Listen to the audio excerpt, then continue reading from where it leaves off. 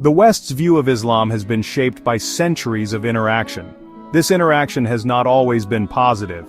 From the Crusades to colonialism, there have been periods of conflict and mistrust. These historical events have colored Western perceptions of Islam. Some Westerners view Islam through the lens of extremism. They see it as a religion that is incompatible with Western values. This view is often fueled by media portrayals and political rhetoric. However, this is a very narrow and inaccurate view of Islam. It is important to remember that Islam is a diverse religion with over 1.8 billion followers worldwide. To say that all Muslims hold the same beliefs or behave in the same way is simply untrue. Just like any other major religion, Islam has a wide spectrum of interpretations and practices. To understand Islam, we must look beyond stereotypes and generalizations. We must engage with its history, its teachings, and its followers in all their diversity. Only then can we hope to build bridges of understanding and respect. Islam has a set of prohibitions that are designed to promote social harmony and well-being. These prohibitions, such as the avoidance of alcohol, gambling, and usury, are often misunderstood by the West. However, they are rooted in a deep concern for the individual and society. For example, alcohol is prohibited in Islam because of its intoxicating effects. Alcohol consumption can lead to addiction, health problems, and social ills such as violence and crime. Islam seeks to protect individuals and communities from these harms. Gambling is also forbidden in Islam because it is seen as a form of exploitation. It encourages greed and can lead to financial ruin. Islam teaches that wealth should be earned through honest means and used for the benefit of oneself and others. Usury, the practice of lending money at exorbitant interest rates, is strictly prohibited in Islam. It is seen as a form of oppression that traps people in a cycle of debt. Islam emphasizes fairness and justice in all financial dealings. These prohibitions, along with others such as premarital and extramarital sex, are not meant to restrict personal freedom. Instead, they aim to guide individuals towards a path of righteousness and create a more just and equitable society.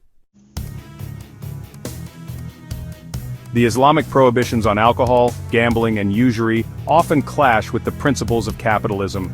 These industries generate trillions of dollars in revenue globally. The Islamic stance against these practices represents a direct challenge to this economic model. For some in the West, this clash is seen as a threat.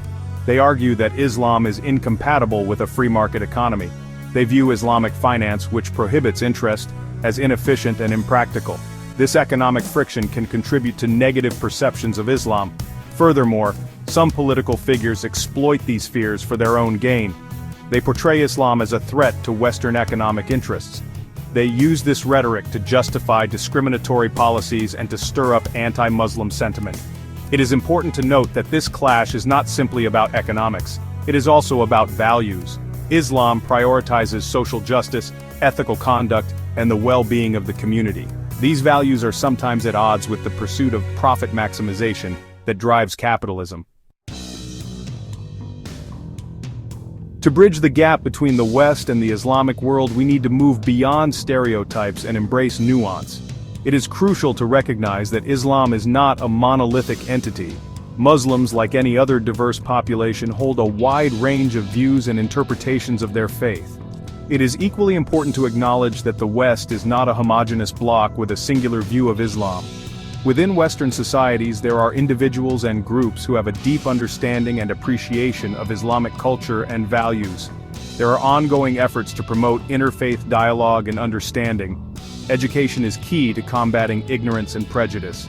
By learning about Islamic history, culture, and theology, Westerners can gain a more nuanced understanding of the religion. Similarly, Muslims can learn about Western history and values to foster mutual respect and empathy.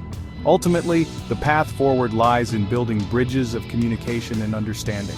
By engaging in open and honest dialogue, we can overcome the misconceptions and prejudices that have plagued relations between the West and the Islamic world. Mutual respect and a commitment to peaceful coexistence are essential for a more harmonious future.